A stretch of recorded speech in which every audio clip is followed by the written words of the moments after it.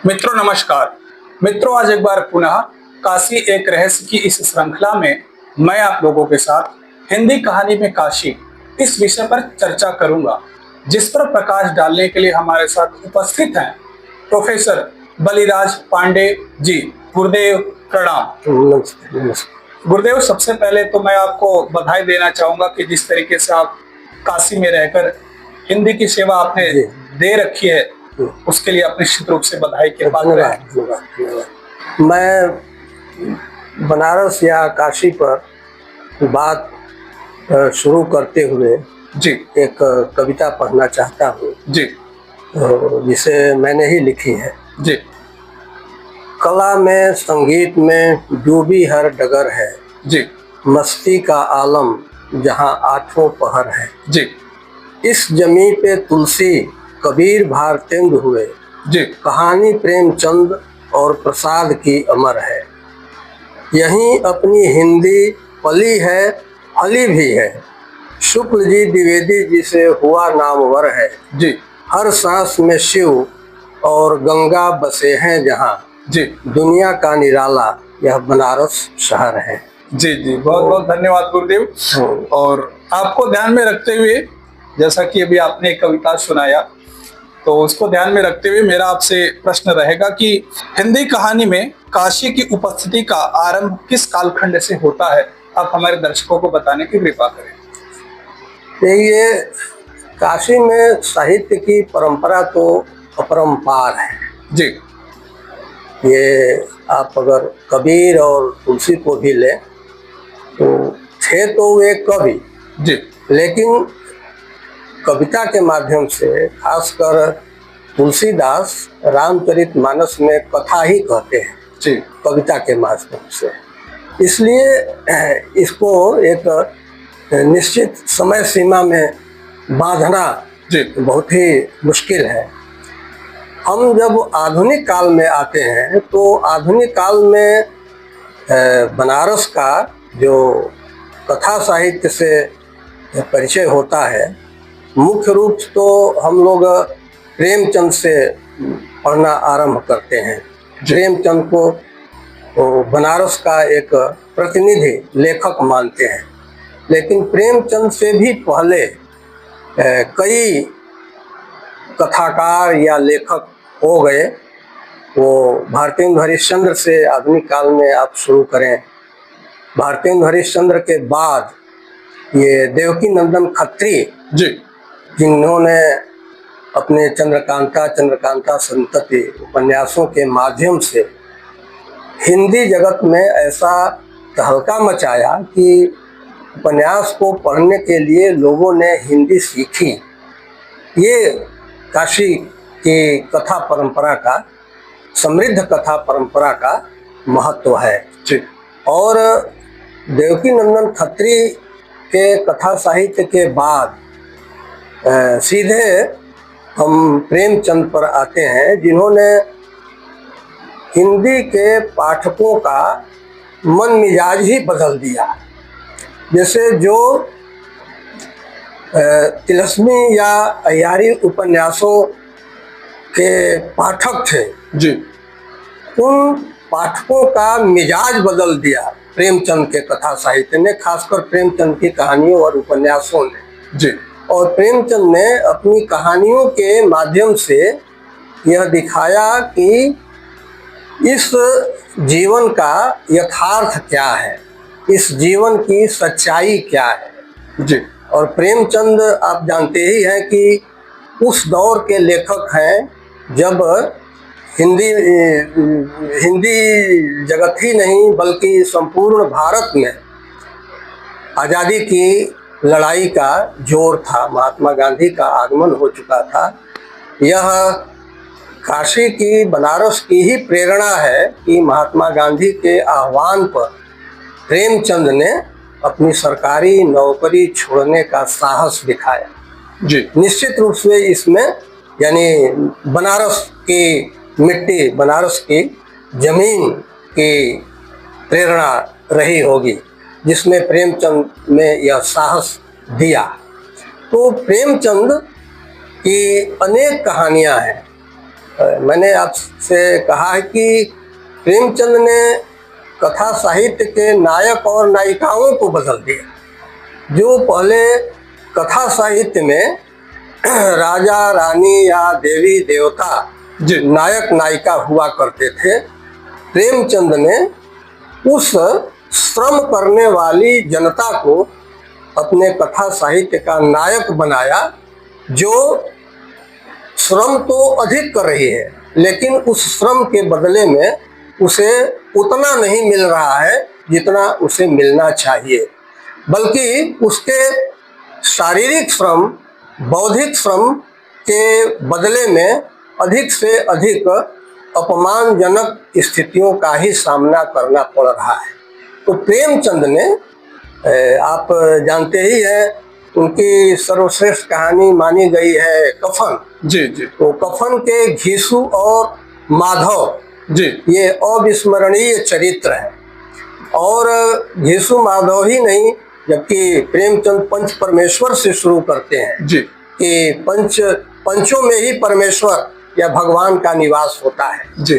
तो पंच परमेश्वर कहानी के माध्यम से प्रेमचंद हमारे सामाजिक जीवन की वास्तविकता का चित्रण कर रहे थे, एक आदर्श की स्थिति का चित्रण कर रहे थे जी। लेकिन वही प्रेमचंद जब गोदान उपन्यास की रचना करते हैं तो वे पंच जो कभी परमेश्वर हुआ करते थे, वे एक दमनकारी शक्ति के रूप में बदल जाते हैं। जी। तो प्रेमचंद इस बनारस और बनारस से जुड़े हुए, बल्कि ये कहिए कि संपूर्ण हिंदी समाज, संपूर्ण हिंदी क्षेत्र, बल्कि संपूर्ण भारत या संपूर्ण जगत में, संसार में किस तरह से स्थितियां परिवर्तित हो रही थी, उसको प्रेमचंद जैसे महान कथाकार ने अपनी बारीक नज़र से देखा। तो इसके मूल में यह बनारस या काशी की ही प्रेरणा रही है, जो उन्हें विश्व दृष्टि देती है। जी। विजन जिसको कहते हैं, एक बड़ा विजन। तो बड़े विजन के कथाकार प्रेमचंद हैं। और सिर्फ मनुष्य जाति ही नहीं, बल्कि प्रेमचंद ने अपने कथा साहित्य में, खासकर कहानियों में, आपने दो बैलों की कथा कहानी पढ़ी होगी, और दो बैलों की कथा में बैलों का नाम क्या देते हैं? हीरा और मोती। जी। ये देखने की बात है कि किसान का धन जो है वह उसके बैल है, क्योंकि उन्हीं से उसकी खेती, उन्हीं से उसकी जीविका चलती है। तो हीरा और मोती नाम देते हैं। आपने एक और ये कुत्ते का, जो ये प्रेमचंद की एक प्रसिद्ध कहानी है उसकी रात, उसमें कुत्ते का नाम वो जबरा देते हैं। जबरा यानी वो जबर है, जबरदस्त है। और प्रेमचंद न सिर्फ भारतीय समाज और भारतीय आत्मा को सबके सामने रख रहे थे, बल्कि ये दिखा रहे थे कि हमारा किसान जो है, हमारा मजदूर जो है, अपने पालतू पशुओं से भी कितना प्यार करता है। जी। तो इस प्रकार से प्रेमचंद सिर्फ मनुष्य जगत के ही नहीं, संपूर्ण जीव जगत के कथाकार हैं और संपूर्ण जीव जगत की कामना करते हैं, कल्याण की कामना करते हैं। इसलिए ये बनारस जो है, बनारस में प्रेमचंद जैसे कथाकार को जन्म देकर हमारे हिंदी साहित्य का बहुत बड़ा उपकार किया है। और आप देखेंगे कि इन प्रतीकों के माध्यम से प्रेमचंद कितना बड़ा लक्ष्य रखते हैं। जैसे दो बैलों की कथा में हीरा और मोती, ये दोनों बैलों में इतना आपस में अगाध स्नेह है, अगाध प्रेम है जी। कि दोनों, यानी जो सांड चर रहा है हरी भरी खेती, वो सांड चर रहा है, उस सांड को दोनों बैल अपनी सींग से मार मार कर भगा देते हैं, परास्त कर देते हैं। ये सांड क्या है? वो सांड जो है वो अंग्रेजी हुकूमत का प्रतीक है। जी। और प्रेमचंद ये संदेश देना चाहते हैं कि अगर हीरा मोती की तरह भारतीय जनता में एकता हो तो बड़ी से बड़ी ब्रिटिश सत्ता को भी परास्त किया जा सकता है। यही नहीं रुकते वो हीरा मोती, मवेशी खाने में जो जानवर डाले गए हैं, जिनको न समय से पानी मिलता है न समय से चारा मिलता है, उस मवेशी खाने की पक्की दीवार को अपनी सींग से तोड़ तोड़ कर वे सभी जानवरों को मुक्त करते हैं। तो एक तरह से पूरा भारतवर्ष उस मवेशी खाने की तरह एक कारागार बना हुआ था, और उस कारागार से मुक्त होने के लिए जरूरी था कि हम अपनी शक्ति को पहचाने, भारत का जनमानस अपनी ताकत को पहचाने, और अपनी ताकत के बल पर ही वह ब्रिटिश साम्राज्य से मुक्ति के लिए संघर्ष कर सकता है। संघर्ष किया भी और उसमें भारतीय जनमानस ने विजय प्राप्त भी की। तो ये प्रेमचंद का तो कहना ही था कि साहित्य हमें स्वाधीन और स्वाभाविक बनाता है। जी, एक एक शब्द की बड़ी व्याख्या हो सकती है। साहित्य हमें स्वाधीन का मतलब जो स्वतंत्रता प्राप्त हुई है उसी से मतलब नहीं है, वह तो है ही, साथ ही साथ हम जो अच्छा समझें, अपने अधीन रहें, और स्वाभाविक भी बनाता है। स्वाभाविक यानी आज हम देख रहे हैं कि लोग अपने स्वभाव में नहीं जी रहे, दूसरों के प्रभाव में जी रहे। जी, तो दूसरों के प्रभाव में जीने से बेहतर है कि हम अपने स्वभाव में जीएं। स्वभाव का मतलब कि मनुष्य होकर जीना, और मनुष्य होकर जीने का मतलब कि हमारे अंदर करुणा, दया, प्रेम, श्रद्धा और संपूर्ण जीव जगत के कल्याण की भावना हो, तभी हम मनुष्य कहलाने के अधिकारी हैं। कहा जाता है कि मनुष्य एक सामाजिक प्राणी है। कैसे सामाजिक प्राणी है? जो मनुष्य सिर्फ स्वार्थ के बारे में सोचता है उसको हम सामाजिक प्राणी नहीं कह सकते। जो परिवार के बारे में सोचता है उसको भी हम सामाजिक प्राणी नहीं कह सकते। हम उसी मनुष्य को सामाजिक प्राणी कह सकते हैं जो संपूर्ण समाज को साथ लेकर चले, और जो संपूर्ण समाज के कल्याण के लिए हमेशा कार्यरत रहे, हमेशा चिंता मग्न रहे, तब उसको हम सामाजिक प्राणी कह सकते हैं। ये सामाजिक प्राणी की यह मेरी अपनी व्याख्या है। गुरुदेव, आगे मैं आपसे जानना चाहूंगा कि क्या आप यह स्पष्ट कर सकते हैं कि काशी केवल एक पृष्ठभूमि है या वह स्वयं एक पात्र की भूमिका निभाती है?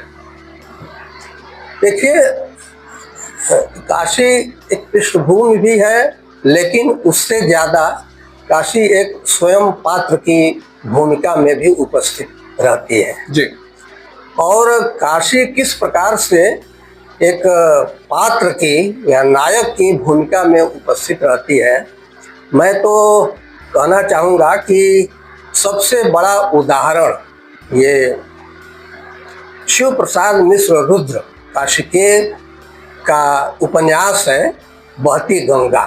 कुछ लोग उसे एक कहानी संग्रह की भी संज्ञा देते हैं। आप चाहें तो टुकड़े टुकड़े में कहानी के रूप में भी उसका अध्ययन कर सकते हैं, और चाहें तो एक उपन्यास के रूप में भी उसका पाठ कर सकते हैं।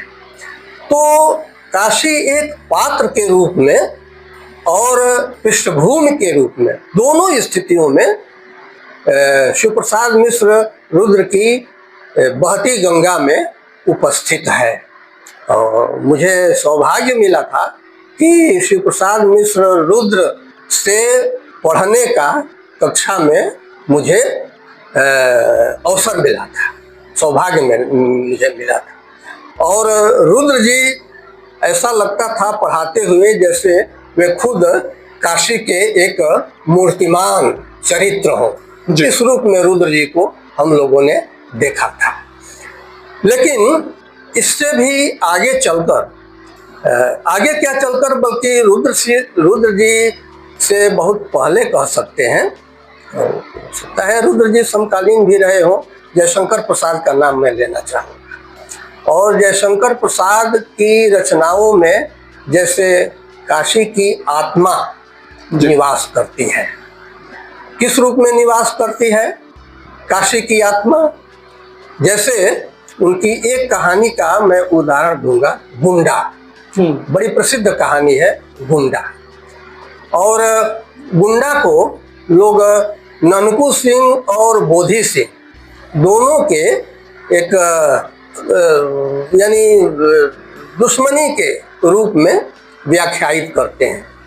लेकिन वो किस प्रकार से ननकू सिंह का चरित्र काशी का चरित्र बन जाता है, आपने वो कहानी पढ़ी होगी कि जब बोधी सिंह अपने बेटे की बारात लेकर जाते हैं और जब ननकू सिंह के क्षेत्र में बारात का प्रवेश होना होता है तो ननकू सिंह पहले ही चेतावनी दे देते हैं एक हरकारे के द्वारा कि यह मेरा क्षेत्र है, इस क्षेत्र में समझबूझ कर बारात लेकर आना होगा। और बोधी सिंह जब सुनते हैं तो बोधी सिंह वहीं बारात के लोगों से कहते हैं कि भाई अब यहाँ से इस बारात की जिम्मेदारी ननकू सिंह की होगी, चाहे बारात के लोगों को वो मार दे, चाहे मेरे बेटे की शादी करवाएं। अब ननकू सिंह के क्षेत्र में मैं प्रवेश करने वाला नहीं। और जब ननकू सिंह सुनते हैं कि बोधी सिंह ने ऐसा कहा है कि अब ननकू सिंह के क्षेत्र में वो बारात की जिम्मेदारी जो है वो ननकू सिंह की हो गई है, तब ननकू सिंह एक पिता के रूप में वो बोधी सिंह के बेटे की बहुत ही शान शौकत के साथ वो बारात ले जाते हैं। शादी होती है और शादी होने के बाद फिर सकुशल बारात को अपने क्षेत्र से वे वापस कर देते हैं। ये बनारस बोलता है गुंडा कहानी में। लेकिन इससे भी ज़्यादा एक महत्वपूर्ण घटना की ओर मैं ध्यान दिलाना चाहता हूँ। जब ननकू सिंह को पता चलता है कि चेत सिंह और राजमाता पन्ना गंगा के इस पार काशी में, वो चेत सिंह का किला जो है अभी भी मौजूद है, आपने देखा होगा जी।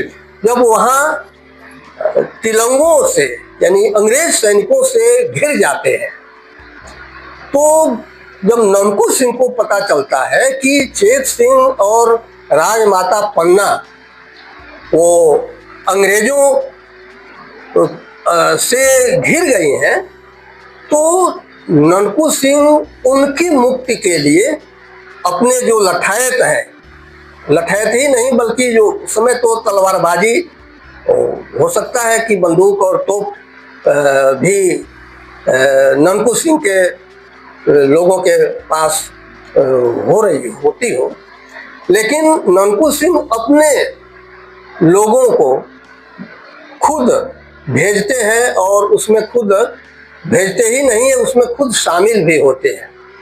और आप आश्चर्य करेंगे कि राजमाता पन्ना जो है जी, वो शायद अपहृत थी, जबरदस्ती उनको राज दरबार ने अपने यहाँ जगह दी थी और उनसे ननकू सिंह का एक प्रेम संबंध था। तो युद्ध और प्रेम इस गुंडा कहानी में दोनों दिखाई पड़ता है। तो पन्ना की रक्षा के लिए और चेत सिंह की रक्षा के लिए ननकू सिंह जो है वह अपने प्राणों का बलिदान करते हैं।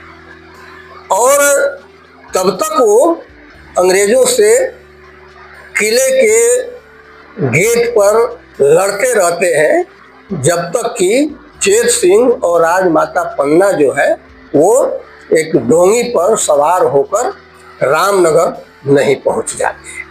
तब तक वो ननकू सिंह लड़ते रहते हैं।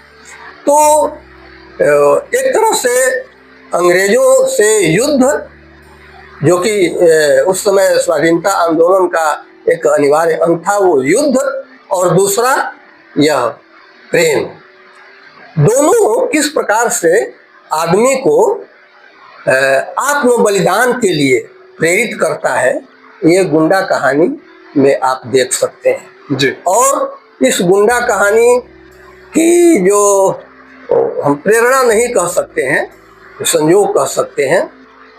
आपने चंद्रधर शर्मा गुलेरी की कहानी उसने कहा था पढ़ी होगी जी। और उसने कहा था कहानी में भी युद्ध और प्रेम दोनों चलता है, साथ साथ चलता है जी। तो युद्ध यानी उस समय तो ब्रिटिश भारत के सैनिक के रूप में लहना सिंह लड़ रहे थे और ब्रिटिश भारत के सैनिक के रूप में लहना सिंह कैसी लड़ाई लड़ रहे थे। वो जो सूबेदारनी होरा जो बचपन का प्यार था, किशोरावस्था का प्यार कर सकते हैं, किशोरावस्था का प्यार था, जब तेरी कुलमाई हो गई वो पूछती है लड़की और लहना सिंह बार बार पूछते हैं तेरी कुलमाई, वो लहना सिंह पूछते हैं लड़की से तेरी कुलमाई हो गई, ये लड़की नहीं पूछती है, लड़की से लहना सिंह पूछते हैं तेरी कुलमाई हो गई और धक कहकर लड़की भाग जाती है। जब तीसरी बार लहना सिंह पूछते हैं तेरी कुलमाई हो गई और लड़की कहती है कि थक देखते नहीं है रेशम से कहा हुआ सालू, यानी सगाई हो गई है। और तब लहना सिंह की स्थिति जो है तो किशोरावस्था का प्रेम, लहना सिंह और सूबेदारनी होरा का जो प्रेम है वह जाकर कब ये कहिए कि अंतिम परिणत तक पहुंचता है जब लहना सिंह लाम पर लौट रहे हैं, यानी युद्ध के मोर्चे पर लौट रहे हैं जी। हजारा सिंह और बोधा सिंह के घर गए हुए हैं क्योंकि साथ चलना है युद्ध के मोर्चे पर, और लहना सिंह बैठे हुए हैं चारपाई पर दरवाजे पर और सूबेदारनी होरा अंदर से देख लेती है और कहती है अपने पद से कि जो सैनिक बैठा हुआ है बहादुर उसको मैं जानती हूँ। लहना सिंह बुलाए जाते हैं आंगन में और चलते चलते सूबेदारनी होरा कहती है कि जैसे किशोरावस्था में तुमने घोड़े के टाप के नीचे से आने से मुझे बचाया था जी, उसी तरह मेरे बेटे और मेरे पति की भी रक्षा करना मैं आंचल पसार कर तुमसे भीख मांगती हूँ। और लहना सिंह सूबेदारनी होरा यानी प्रेमिका की इसी बात की रक्षा के लिए अपने प्राणों का बलिदान देते हैं। तो युद्ध और प्रेम जिस तरह से उसने कहा था कहानी में, और कहते हैं ना वो लहना सिंह हजारा सिंह और बोधा सिंह से कि जब घर जाना तो सूबेदारनी होरा से मेरा मत्था टेकना कहना और कहना कि जो उसने कहा था वो मैंने कर दिया, यानी पति और पुत्र दोनों की मैंने रक्षा कर दी। तो वह जो हिंदी कहानी की परंपरा रही है उसने कहा था, जिसकी रामचंद्र शुक्ल ने बहुत विस्तार से व्याख्या की है, तो उस कहानी की जो अनुगूंज है मुझे ऐसा लगता है कि जयशंकर प्रसाद की गुंडा कहानी में भी हमें सुनाई पड़ती है। युद्ध और प्रेम की स्थिति और भी कहानियां हैं जयशंकर प्रसाद की, जैसे पुरस्कार है, आकाशदीप है, मधुआ है, कई कहानियां हैं। तो इस रूप में हम देखते हैं कि काशी की परंपरा, काशी की संस्कृति और यह जो बलिदान करने की, आत्मदान करने की जो प्रेरणा है वो यहाँ के लेखकों में शुरू से ही रही है। गुरुदेव, आगे मैं आपसे जानना चाहूँगा कि प्रेमचंद्र, शिव प्रसाद सिंह और काशीनाथ सिंह जैसे रचनाकारों ने काशी को किस प्रकार प्रस्तुत किया है। देखिए, जैसे प्रेमचंद जी ने बनारस में रहते हुए, वैसे प्रेमचंद गोरखपुर भी रहे, लखनऊ भी रहे जी, कानपुर भी रहे, लेकिन ज़्यादा तो समय उनका बनारस में ही बीता जी। और बनारस मुख्य रूप से उनके साहित्य की भूमि रही है, जमीन रही है, यहीं से सारी चीजें उन्होंने खाई हैं। जी। और प्रेमचंद की जो कहानी लेखन की परंपरा है उसको आगे बढ़ाया है शिव प्रसाद सिंह। शिव प्रसाद सिंह को हम सन 1950 के बाद के एक महत्वपूर्ण कहानीकार के रूप में देखते हैं। शिव प्रसाद सिंह आए तो थे ये जमानिया से, लेकिन बनारस में चूंकि उनका अध्ययन यानी शायद स्नातकोत्तर PhD जी। ये उनका अध्ययन का क्षेत्र रहा है, बनारस अध्ययन का क्षेत्र रहा है। और बनारस सिर्फ अध्ययन का क्षेत्र, अध्ययन से मेरा मतलब कि स्कूल, ये वो विश्वविद्यालयी शिक्षा। तो बनारस चूंकि विश्वविद्यालयी शिक्षा शिव प्रसाद सिंह को बनारस में ही मिली जी। तो शिक्षा ग्रहण करते हुए बनारस की जो सभ्यता है, बनारस की जो संस्कृति है जी। बनारस के जो लोग हैं उनका भी अध्ययन कर रहे थे। और यहाँ के एक तरह से कहिए कि काशी का जो जीवन है उस जीवन का भी शिव प्रसाद सिंह अध्ययन कर रहे थे जी। और उस जीवन को अपने कथा साहित्य में अभिव्यक्त कर रहे थे। सिर्फ यहीं के जीवन को नहीं बल्कि जिस गांव को छोड़कर वे बनारस आए थे उस गांव को अपनी स्मृतियों के सहारे शिव प्रसाद सिंह अपनी कहानियों में व्यक्त कर रहे थे। लेकिन उसकी प्रेरणा कहाँ से मिली या कहिए कि उसका प्रकाश कहाँ से मिला, वह काशी से मिला, बनारस से मिला। बनारस को ज्ञान की नगरी कहा जाता है जी। जो प्रकाशित करती है। प्रकाश जो है वो ज्ञान का प्रतीक है।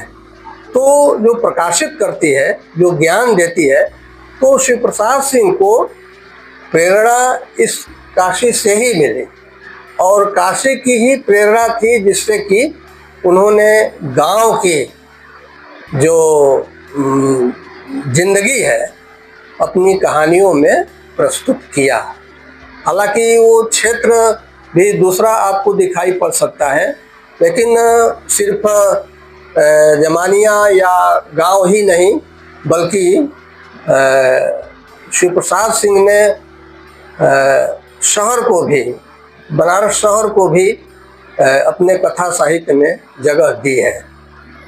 बनारस को केंद्रित करके तो उनका एक उपन्यास ही है, गली आगे मूर्ति है जी। गली आगे मूर्ति है। उपन्यास में जो पात्र हैं वो सब बनारस के ही है उस उपन्यास में। और आप आश्चर्य करेंगे कि काशी हिंदू विश्वविद्यालय में पढ़ाते हुए छात्र संघ भवन जो हुआ करता था, इस समय तो वह नहीं है, लेकिन छात्र संघ भवन के सामने एक पेड़ था जी। और आंधी तूफान में वो पेड़ जो है वो गिर गया। जड़ जो है वो जमीन से अभी लगी हुई लगा रहा। और यहाँ के छात्रों ने उस पेड़ की रक्षा के लिए एक मुहिम चलाई। जी। ये बनारस की संस्कृति है जी। कि पेड़ की रक्षा के लिए यहाँ के छात्रों ने एक मुहिम चलाई। अंततः विश्वविद्यालय प्रशासन को उस पेड़ की रक्षा के लिए पूरा मतलब कि जड़ सहित उसको फिर से पूर्व की स्थिति में स्थापित करना पड़ा और उस पेड़ को एक चबूतरा नुमा बनाकर उस पेड़ की विश्वविद्यालय प्रशासन ने रक्षा की, जिसमें कि छात्रों की महत्वपूर्ण भूमिका थी। शिव प्रसाद सिंह ने एक कहानी ही लिख डाली, मरना एक पेड़ का। और इस कहानी के माध्यम से उन्होंने यह दिखाया कि हमारे जीवन में वनस्पतियों का, पेड़ पौधों का कितना बड़ा महत्व है। जी। ये बड़ी चीज है। तो यह प्रेरणा कहाँ से मिली? काशी से मिली, काशी हिंदू विश्वविद्यालय के उस पेड़ से मिली। तो जो प्रेमचंद मनुष्य और पशु जगत को अपनी कहानियों में जगह दे रहे थे, उसको महत्वपूर्ण बना रहे थे, उससे आगे बढ़कर प्रेमचंद की ही परंपरा को विकसित करते हुए शिव प्रसाद सिंह ने यानी पेड़ यानी वनस्पतियों की रक्षा पर भी हमारा ध्यान जो है आकर्षित किया। तो ये काशी की विशेषता है, मरना एक पेड़ का कहानी के माध्यम से। और यही नहीं बल्कि हम लोग देखते हैं, आप भी देखते होंगे, जैसे जो रेलवे स्टेशन हैं, तो रेलवे स्टेशनों पर जो घुमंतू जातियां हैं, तुरंत 10 ईंटा लाए, लकड़ी बीन कर लाए और कहीं से चावल दाल मांग कर लाए और वही भोजन बनाकर और फिर आगे चल दिए। जी। या और तो और शहर में फुटपाथों पर वो भीख मांगते हुए ये जो घुमंतू जातियां हैं आपको दिख जाएंगे, उनके बच्चे दिख जाएंगे, स्त्रियां दिख जाएंगी। तो शिव प्रसाद सिंह ने इनको भी अपनी कहानियों में जगह दी है, क्योंकि ये गांव में इस प्रकार की स्थिति उन्हें नहीं मिल सकती, देखने को नहीं मिल सकती थी। ये शहर में ही इस प्रकार के पात्र उन्हें मिल सकते थे। तो शिव प्रसाद सिंह ने ऐसे ऐसे पात्रों को भी अपनी कहानियों में जगह दी है। तो एक प्रकार से ये कह सकते हैं कि प्रेमचंद की जो ग्राम आधारित कहानियां हैं, उनको विकसित करते हुए शिव प्रसाद सिंह ने भी हिंदी जगत को यह दिखाया कि हमारा देश जो है मुख्य रूप से कृषि प्रधान देश है, ग्राम प्रधान देश है। गांव जब तक विकसित नहीं होंगे तब तक हमारा देश विकसित नहीं हो सकता, तब तक हम मजबूत नहीं हो सकते। तो प्रेमचंद की उस ग्राम संस्कृति पर आधारित कहानियों को और ज़्यादा विस्तार देते हुए शिव प्रसाद सिंह ने ये गांव की महत्ता को अपनी कहानियों में स्थापित किया। प्रेमचंद और शिव प्रसाद सिंह की कहानियों में आप ये अंतर देख सकते हैं कि प्रेमचंद गांव की यथा स्थिति का चित्रण कर रहे थे, यथार्थ का चित्रण कर रहे थे।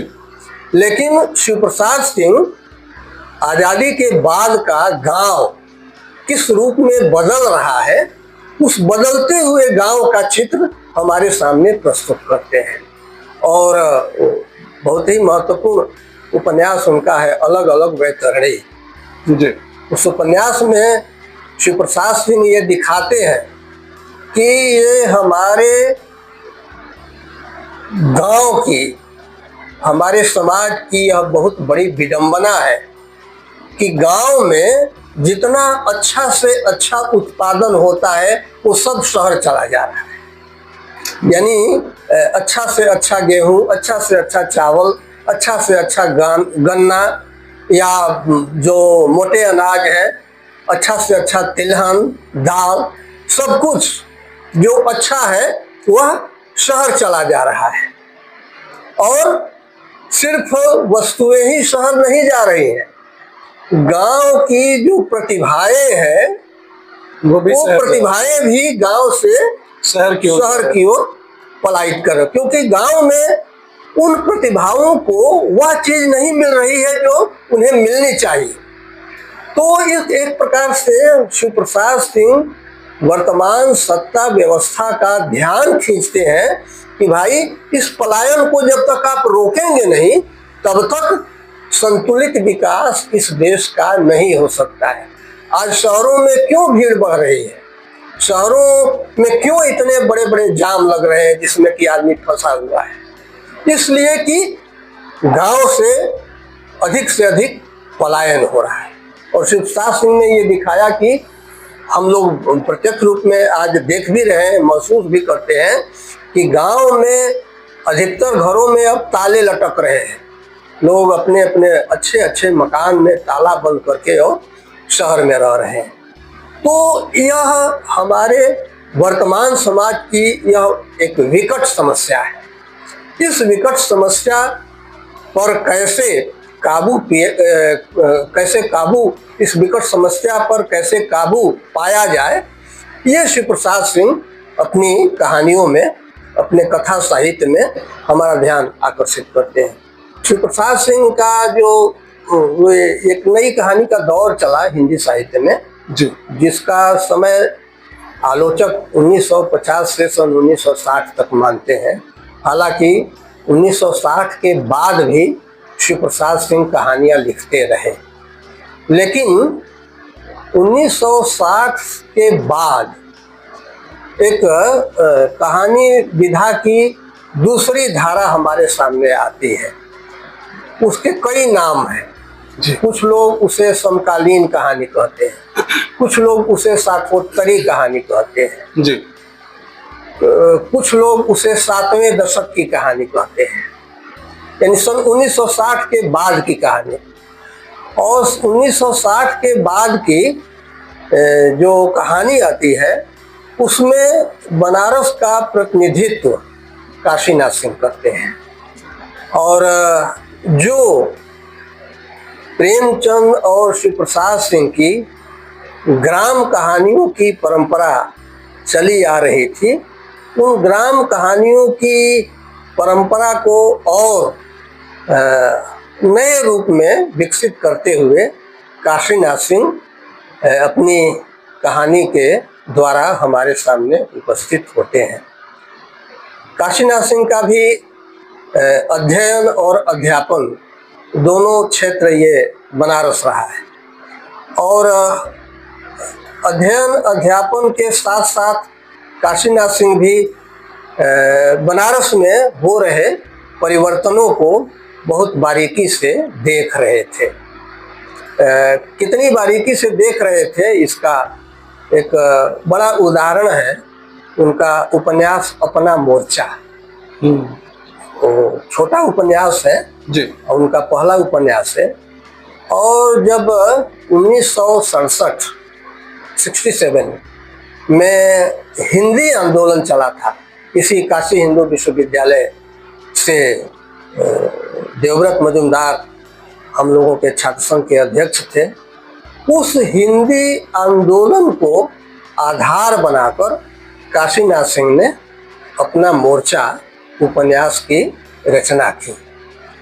और उसमें आप ये जो यहाँ का युवा वर्ग है, उस युवा वर्ग के जोश को, उसके उत्साह को, और यहाँ का विश्वविद्यालय में पढ़ने वाला युवा वर्ग किस प्रकार देश की समस्याओं को लेकर उद्वेलित होता है, इसको अपना मोर्चा उपन्यास में काशीनाथ सिंह ने दिखलाया। तो उस माध्यम से, यानी अपना मोर्चा माध्यम उपन्यास के माध्यम से काशीनाथ सिंह अपनी उपस्थिति, बनारस की उपस्थिति कथा साहित्य में दर्ज कराते हैं। और काशीनाथ सिंह की कई कहानियां हैं जिनमें एक सुख है। सुख कहानी के माध्यम से वो ज़्यादा चर्चित हुए, जिसमें कि एक भोला बाबू बहुत बहुत दिनों बाद उनको सूर्योदय देखने का मौका मिलता है, क्योंकि जो जिंदगी है ऑफिस की, वो ऑफिस की जिंदगी इतनी बंद जिंदगी है, इतनी बंद जिंदगी है कि जो हमारी प्रकृति है, जिस प्रकृति से हमें प्रेरणा मिलती है, उस प्रकृति का साहचर्य पाने के लिए हम लालायित रहते हैं। तो उस कहानी के माध्यम से चर्चित हुए, लेकिन एक बाद में उनका कहानी संग्रह आया सुबह का डर। और सुबह का डर जैसे अस्पताल में यहाँ लोगों की क्या स्थिति है, किस प्रकार गरीब जनता जो है वो दवा के लिए यानी अपना सारा कमाया हुआ पैसा खर्च कर रही है, फिर भी उसे सही दवा नहीं मिलती, स्वास्थ्य की असली सुविधा नहीं मिलती। तो सुबह का डर में आप देख सकते हैं। जी एक उनकी प्रसिद्ध कहानी हुई चोट चोट चोट जी और चोट कहानी में किस तरह यानी गांव का एक परिचित आदमी और अपने संबंधी को, अपने परिचित को पहचानने से इनकार कर देता है क्योंकि वो वेरा का काम कर रहा है। तो वो चाहता नहीं कि उसके साथ मेरा संबंध जोड़ा जाए। लेकिन काशीनाथ सिंह की जो प्रसिद्धि है वो एक जब इमरजेंसी का दौर था जी इमरजेंसी के दौर में उन्होंने कहानियाँ लिखी, जंगल जातकम और मीसा जातकम, जी क्योंकि मीसा लागू हुआ था उस समय। और स्पष्ट रूप से तो सरकार का या व्यवस्था का लेखक विरोध नहीं कर सकता था, लेकिन प्रतीकों के माध्यम से काशीनाथ सिंह ने जंगल जातकम और मीसा जातकम इन कहानियों के द्वारा एक जो काशी की प्रतिरोध की संस्कृति है, जो व्यवस्था विरोध की जो संस्कृति है, व्यवस्था विरोध की जो आवाज़ है, उस आवाज़ को इन दो कहानियों के माध्यम से काशीनाथ सिंह ने देश के सामने रखा। और इसी दौर में उन्होंने ये एक सूचना कहानी लिखी थी, और सूचना कहानी में आप 80 और मारवाड़ी सेवा संघ दोनों को बहुत ठीक से आप देख सकते हैं। और इसी दौर में उन्होंने एक सुधीर घोषाल कहानी लिखी, क्योंकि सुधीर घोषाल कहानी जो लिखी उन्होंने वो नक्सलवादी आंदोलन का भी दौर था, और नक्सलवाद का भी असर बनारस के लेखकों पर पड़ा था जी और वह असर इस रूप में, जैसे धूमिल एक कवि के रूप में थे, कंचन कुमार भी थे यहाँ, एक काशीनाथ सिंह तो लेखक थे ही, उन पर भी नक्सलवादी आंदोलन का असर था। सुधीर घोषाल और सूचना कहानी में स्पष्ट रूप से उसे देखा जा सकता है। हम लोगों के एक मित्र थे महेश्वर जी एक कवि भी थे गोरख पांडे। उन दिनों जबकि ये इमरजेंसी लगी हुई थी जी तो इमरजेंसी से भी एक प्रतिरोध की आवाज़ उत्पन्न हो रही थी इमरजेंसी की प्रतिक्रिया में, इमरजेंसी के विरोध में, और साथ ही साथ जो नक्सलवादी आंदोलन जो व्यवस्था विरोध में चलाया गया था उसका भी यहाँ के लेखकों पर असर पड़ा था। जी मैंने जो नाम लिए धूमिल, काशीनाथ सिंह, गोरख पांडे, महेश्वर, इनके साहित्य में आप देख सकते हैं। और काशीनाथ सिंह की जो जिसे आप बदलती हुई काशी, बदलता हुआ बनारस, जी अगर आप देखना चाहें तो आप काशी का 80 में देख सकते हैं। और काशी का 80 ये उनकी सर्वाधिक चर्चित रचना है। जब इस वो रचना की शुरुआत हुई तो वो एक संस्मरण के रूप में शुरुआत हुई। कुछ लोगों ने ये पहला जो संस्मरण हंस में छपा था देख तमाशा लकड़ी का शीर्षक से छपा था। तो देख तमाशा लकड़ी का शीर्षक से छपा था और इस संस्मरण में, इसे आप कहानी भी कह सकते हैं, आप 80 को यानी पूर्ण रूप से देख सकते हैं। 80 की संस्कृति को पूर्ण रूप से आप देख सकते हैं। और इसमें जो एक मोह भंग हुआ था मेरी समझ से, जी लोग दूसरे रूप में व्याख्यायित करते हैं, लेकिन क्योंकि मैं उन दिनों काशीनाथ सिंह के खूब नज़दीक रहा और जो जो घटनाएं घट रही थी, जो जो उनकी प्रतिक्रियाएं आ रही थी, उनका मैं अपने को गवाह कह सकता हूँ। जी एक मोह भंग हुआ था। देख तमाशा लकड़ी का जो उन्होंने रचना की, जी वो मोह भंग की एक रचना है। और मोह भंग कैसा? जब विश्वनाथ प्रताप सिंह कई प्रकार की उम्मीदों के साथ देश की राजनीति में प्रधानमंत्री के रूप में आए थे, उन उम्मीदों पर 1.5 वर्षों में ही पानी फिर गया कि भ्रष्टाचार, व्यवस्था बदलनी है। तो विश्वनाथ प्रताप सिंह की जो सरकार गिरी, जी तो एक बहुत बड़ा मोह भंग बनारस के भी लेखकों में हुआ था, खासकर काशीनाथ सिंह में तो बहुत ज्यादा हुआ था। देखिए, यह मोह भंग नया नहीं है। जो प्रेमचंद रचना कर रहे थे, जी तो आज़ादी की लड़ाई राजनेताओं के द्वारा जिस दिशा में जा रही थी, प्रेमचंद उससे संतुष्ट नहीं थे। राजनीतिक आज़ादी तो मिल जाएगी, लेकिन प्रेमचंद का कहना था जब तक आर्थिक रूप से हम आत्मनिर्भर नहीं होंगे, सामाजिक रूप से जब तक हमारी व्यवस्था में परिवर्तन नहीं होगा, तब तक राजनीतिक आज़ादी का कोई बड़ा महत्व नहीं होगा। तो प्रेमचंद के मन में भी ये आज़ादी की लड़ाई को लेकर ये बात थी।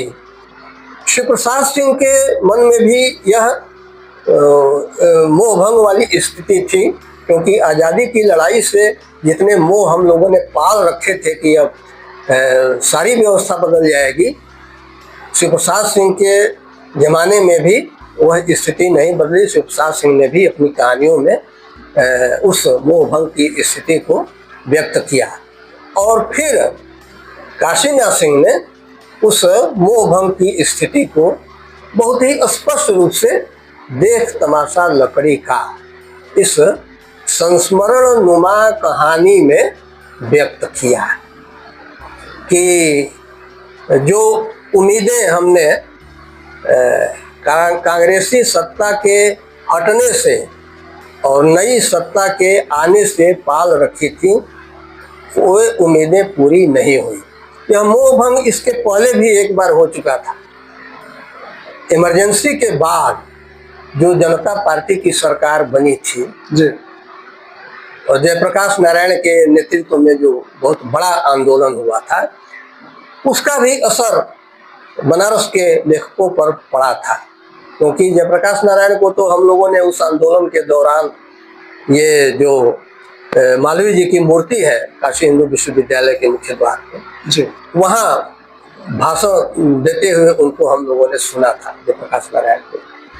तो 1977 में जो व्यवस्था आई, जनता पार्टी की सरकार बनी कांग्रेस को हटाकर, 2.5 साल में सरकार गिर गई और आपने देखा कि किस तरह से सारी चीज़ें जो है वो छिन्न भिन्न हो गई। सब लोग, खासकर राजनेता जो है, अपने स्वार्थों में इस कदर लड़ते दिखाई दिए कि जनता की समस्याओं पर उनका ध्यान नहीं गया।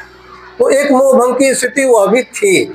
जी लेकिन जब विश्वनाथ प्रताप सिंह की सरकार गिर गई, तब एक और मोह भंग की स्थिति आई और काशीनाथ सिंह ने देख तमाशा लकड़ी का यही नहीं बल्कि और भी जो संस्मरणों के माध्यम से जो उन्होंने लिखा, जैसे एक है कौन ठगवा नगरिया लूटल हो, तो कौन ठगवा नगरिया लूटल हो, या पाड़े कौन कुमति तो है लागी।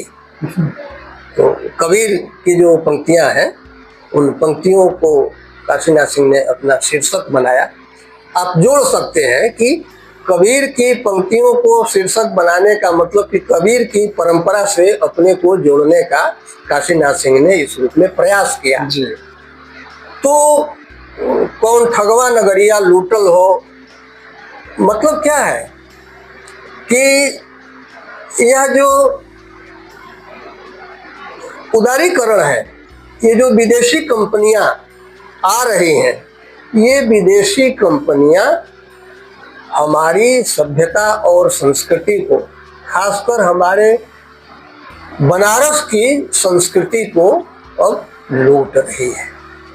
बनारस जिस चीज के लिए जाना जाता है उस पर एक तरह से ग्रहण लगता हुआ सा दिख रहा था और काशीनाथ सिंह ने कौन ठगवा नगरिया लूटल हो, इसमें बहुत ही विस्तार के साथ और बहुत ही स्पष्टता के साथ इसमें अभिव्यक्ति दी है। कैसे अभिव्यक्ति दी है? जैसे उनका मुख्य उद्देश्य ये है कि किस प्रकार से बाजार जो है वह हमारे घर में, यहाँ तक कि हमारा जो किचन है वहाँ तक पहुँच चुका है। जी। आप देख ही रहे हैं कि अब तो जो बाजार जो है वो ऑनलाइन आपके घर में आ गया है, आपको दुकान पर जाने की भी जरूरत नहीं है। तो इस बाजार की संस्कृति ने हमारी अपनी जो सभ्यता संस्कृति है, हमारे अपने जो मानवीय मूल्य हैं, उन मानवीय मूल्यों का इस बाजार की संस्कृति ने किस तरह अपहरण किया है, इसकी ओर काशीनाथ सिंह ने अपने इस संस्मरण में हमारा ध्यान आकर्षित किया है। क्योंकि आप देखते हैं कि ये बाजार की संस्कृति का मतलब क्या है? बाजार की संस्कृति का मतलब कि उसकी कोई नैतिकता नहीं है। जो हमारे जीवन के मूल्य है, हमारे जीवन की नैतिकता है, यानी वह सवेरे एक सामान जो है जिस दर पर बेचता है, शाम को देखेगा कि मांग बढ़ती रही है, तुरंत उस सामान की कीमत बढ़ा देगा। ये बाजार की संस्कृति है।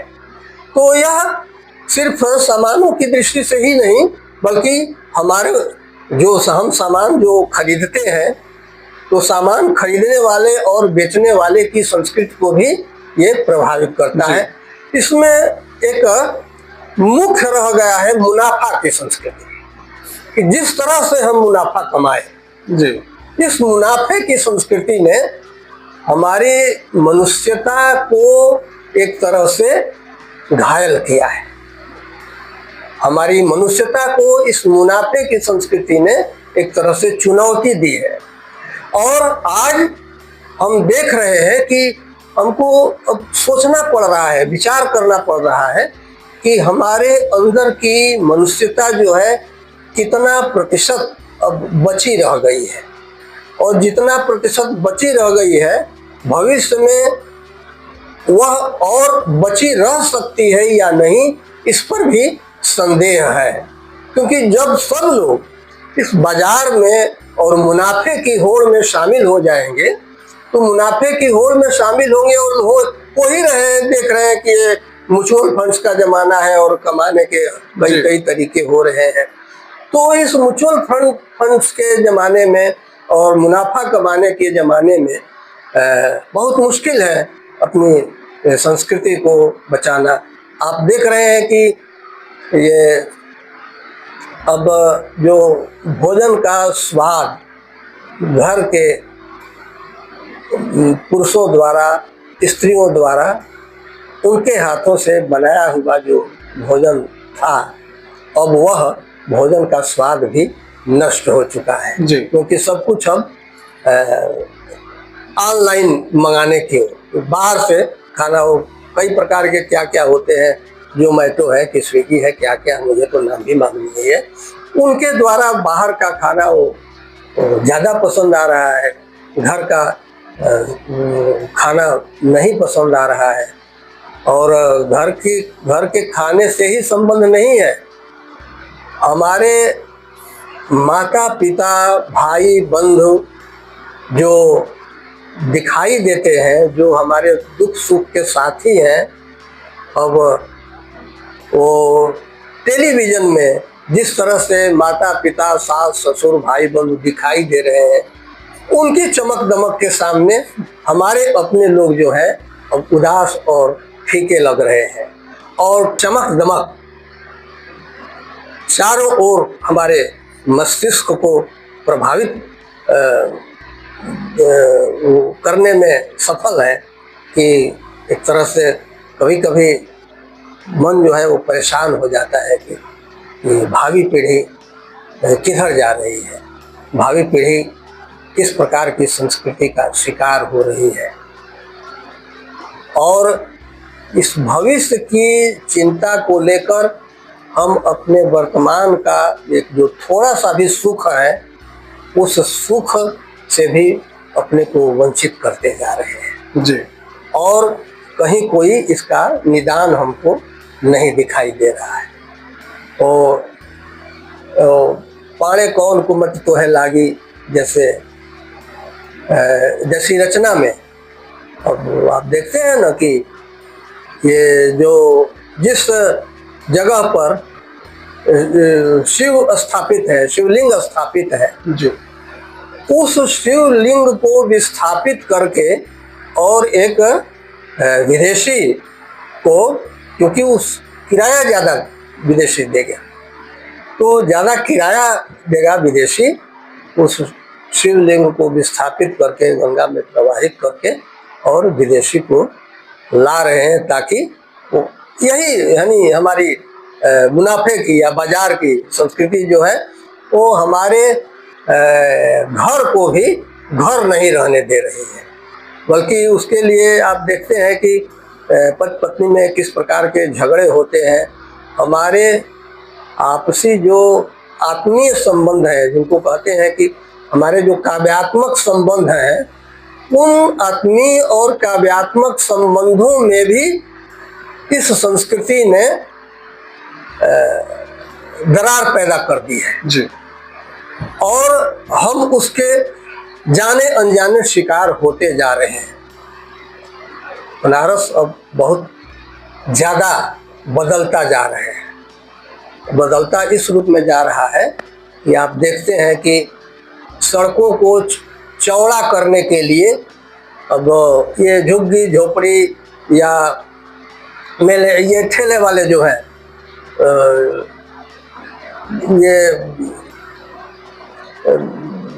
खोमचे वाले जो हैं, अब इनकी कोई परवाह नहीं कर रहा है जी, और केवल कारों के धनी लोगों के आने जाने के लिए, उनकी सुविधा के लिए जो है वो चीज़ें जो हैं वो बढ़ाई जा रही हैं, और गरीबों की जो चिंता करनी चाहिए वो गरीबों की चिंता हमारे दिल दिमाग से ख़त्म होती जा रही है। जो प्रेमचंद ने राह दिखाई थी कि श्रमिक वर्ग की और गरीब जनता की चिंता करने की जो राह दिखाई थी, प्रेमचंद ने, वो शिवसार सिंह काशीनाथ सिंह ने उस श्रमिक समाज की चिंता को अपनी रचनाओं में बहुत ही स्पष्टता के साथ उजागर किया है। और बनारस कितना बदल चुका है, इस बदले हुए बनारस को भी खासकर काशीनाथ सिंह ने अपनी रचनाओं में बहुत ज़्यादा जगह दी है। हम लोग प्रत्यक्ष रूप में भी देखते हैं कि अब अस्पताल और क्लिनिक्स ज़्यादा दिखाई दे रहे हैं। ये कोई हमारे विकास का सूचक नहीं है जी, ये हमारे विनाश का सूचक है, क्योंकि रोगी, इसका अस्पताल ज़्यादा दिखाई दे रहे हैं, इसका मतलब कि रोगी ज़्यादा बढ़ रहे हैं जी, रोग ज़्यादा बढ़ रहा है, तो ये कोई विकास थोड़े हुआ। लेकिन हम लोग को दिखाते हैं कि इतना बड़ा अस्पताल खुल गया, यानी खुश नहीं होना चाहिए। अगर हमारे अंदर मनुष्यता का भाव है तो जी हमें यह ध्यान देना चाहिए कि हमारी जनता किस तरह से अधिक स्वस्थ और शिक्षित हो। और स्वस्थ और शिक्षित होने के लिए जरूरी है कि गांव की ओर हमारा ध्यान जाए, गांव के विकास की ओर हमारा ध्यान जाए, क्योंकि गांव में प्रकृति के साथ रहकर ही हम स्वस्थ रह सकते हैं। जी गांव का किसान, पहले का किसान इस तरह से बीमार नहीं होता था जिस तरह से आज लोग हो रहे हैं। गांव का किसान हम लोगों ने तो गांव में रहते हुए अस्पताल शब्द का नाम भी नहीं सुना था। डॉक्टर जब आ जाता था तो लगता था कि कोई बहुत बड़ी घटना घट गई है। जी ये गांव की स्थिति हम लोगों ने देखी थी, लेकिन आज ये सारी चीजें खत्म हो रही हैं। लेखकों ने, बनारस के लेखकों ने इन सारी स्थितियों पर अपनी चिंता प्रकट की है और अपने साहित्य के माध्यम से लोगों का लोगों का ध्यान आकर्षित किया है कि हम अपनी वास्तविकता को समझें, मनुष्यता के अधिक से अधिक भाव को अपने अंदर लाएं, क्योंकि साहित्य का उद्देश्य यही है कि वह हमें अधिक से अधिक मनुष्य बनाता है। जी अधिक से अधिक हमें वह संवेदनशील बनाता है। किसी के दुख को देखकर हमें वह दुखी बनाता है, हमारे अंदर वह करुणा का भाव उत्पन्न करता है। तो दुख को देखकर साहित्य कोशिश करता है कि कैसे उसके दुख को हम कम करें। इसके लिए साहित्य हमें वो कदम उठाने के लिए वो प्रेरित करता है। तो यह भाव जब तक समृद्ध नहीं होगा तब तक ये चिंता तो बनी ही रहेगी।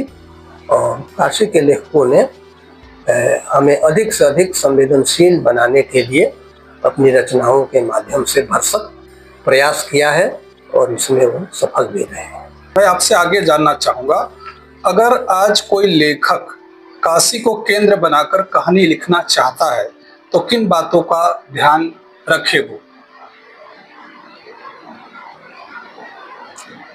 आज का लेखक अगर काशी को केंद्रित करके लिखना चाहता है जी तो उसे देखना होगा कि काशी की, बनारस की इस समय ज्वलंत समस्याएं क्या है। जी और ज्वलंत समस्याओं में हम पाते हैं कि ये शहरीकरण जी की प्रवृत्ति बढ़ी है। और जैसा मैंने पहले भी कहा कि ये बाजार हम पर बहुत ज़्यादा हावी होता जा रहा है।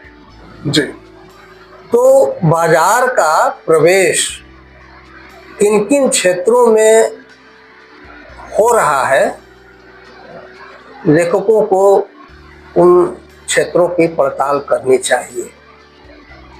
हम देख रहे हैं कि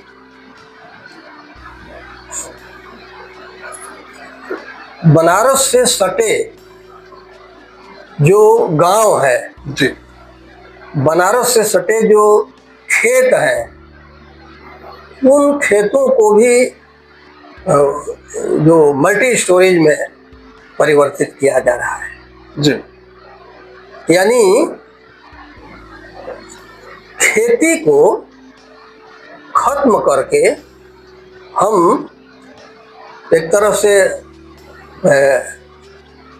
पत्थर की खेती को उपजता हुआ देख रहे हैं,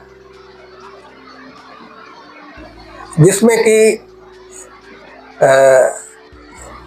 मुख्य स्थिति धन कमाने वाली ही है। जी तो इस पत्थर की जो खेती को उगाया जा रहा है और इसके लिए निश्चित रूप से हमारी व्यवस्था जिम्मेदार है।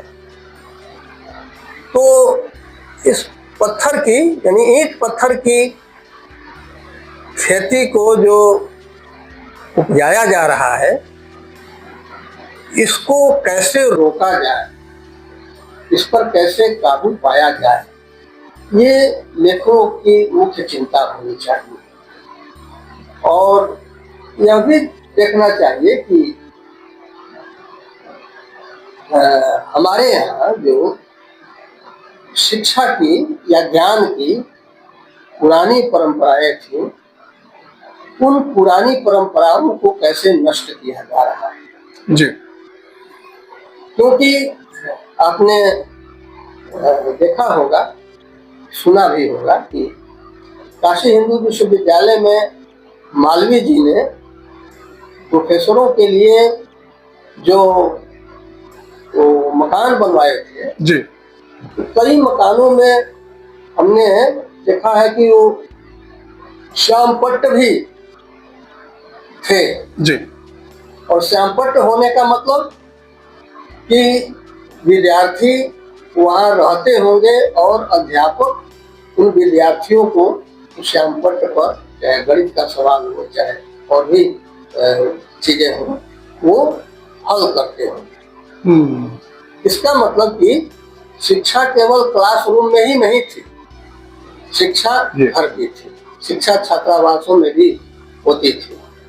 तो हमें यह देखना चाहिए कि जो पुरानी परंपरा ज्ञान प्रदान करने की रही है वह मरती जा रही है।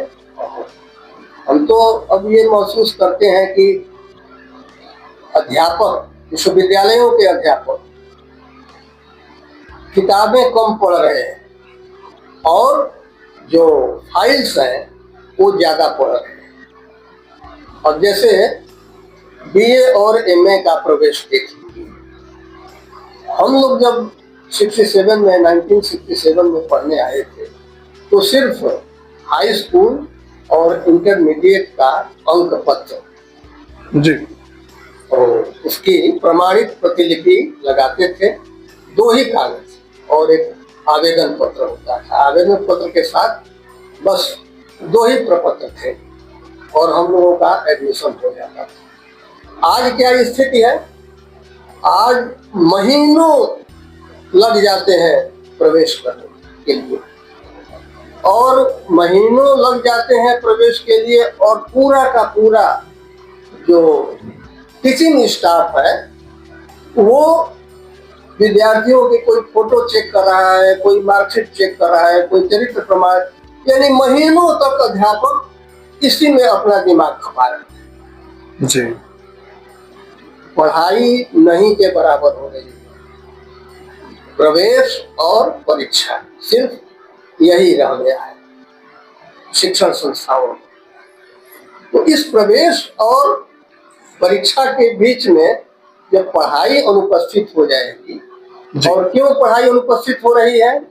क्योंकि ये सुनते हैं कि ये गूगल क्या है और ग्रोक क्या है, इससे विद्यार्थी हमारे जो है वो आसानी से ज्ञान प्राप्त कर रहे हैं। तो काशी की जो कि ज्ञान देने के लिए पूरे विश्व में विख्यात है, वह ज्ञान की परंपरा मेरी समझ से आज नष्ट हो रही है। उस ज्ञान की परंपरा को कैसे बचाया जाए, ज्ञान प्राप्त करने की परंपरा को कैसे बचाया जाए, इस पर लेखकों की चिंता होनी चाहिए। क्योंकि आज बड़ी विकट स्थिति है। हम तो विश्वविद्यालयों में जगह कदा जाकर देखते हैं, अध्यापकों के मुख से सुनते भी हैं कि कभी नहीं लगता कि अध्यापक जो है वो अपने क्लासरूम में कक्षा ले रहा है। और इसमें राजनीति की बहुत बड़ी भूमिका है। तो राजनीति का जो अधिक से अधिक हस्तक्षेप हो रहा है शिक्षा के क्षेत्र में, वह हस्तक्षेप कम होना चाहिए। तो जो हमारे गुरुजन हैं, गुरुजनों का हस्तक्षेप, गुरुजनों का जो ज्ञान है, उस पर आधारित शिक्षा अगर दी जाएगी तो निश्चित रूप से एक अच्छे समाज का, एक अच्छे युवा वर्ग का हम निर्माण कर पाएंगे। गुरुदेव, जिस तरीके से आपने हिंदी कहानी में काशी, इसके द्वारा आपने काशी पर प्रकाश डाला, निश्चित रूप से मैं आपका धन्यवाद करना चाहूँगा।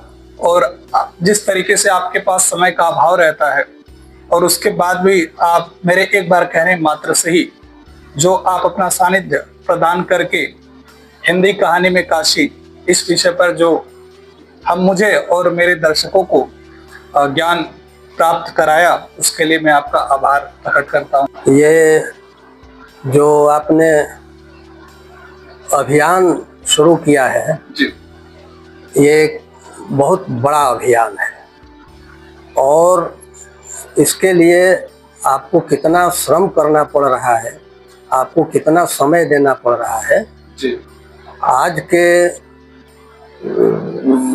समय में ये सबके वश की बात नहीं है कि बनारस और अपने शहर को आप कितना जीवंत बनाए हुए हैं। और मैं समझता हूँ कि आपका उद्देश्य भी यही है कि हमारा बनारस आज की तारीख में किस स्थिति में है जी, और उसे किस ऊंचाई तक जाना चाहिए, ये मेरी समझ से आपकी मुख्य चिंता है। जी, जी।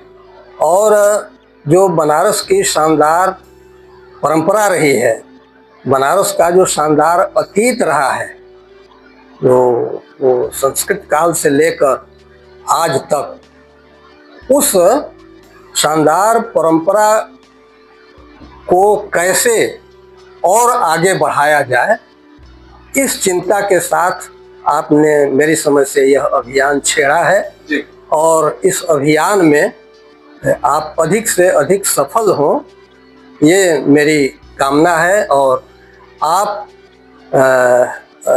जब भी जैसे इस अभियान के लिए सहयोग चाहेंगे, हम वह सहयोग देने के लिए हमेशा तैयार रहेंगे। हमारी बहुत बहुत शुभकामना है आपके लिए और ऐसे ही आप जीवंत बने रहें और हम लोगों को भी जीवंत बनाए रखें। धन्यवाद।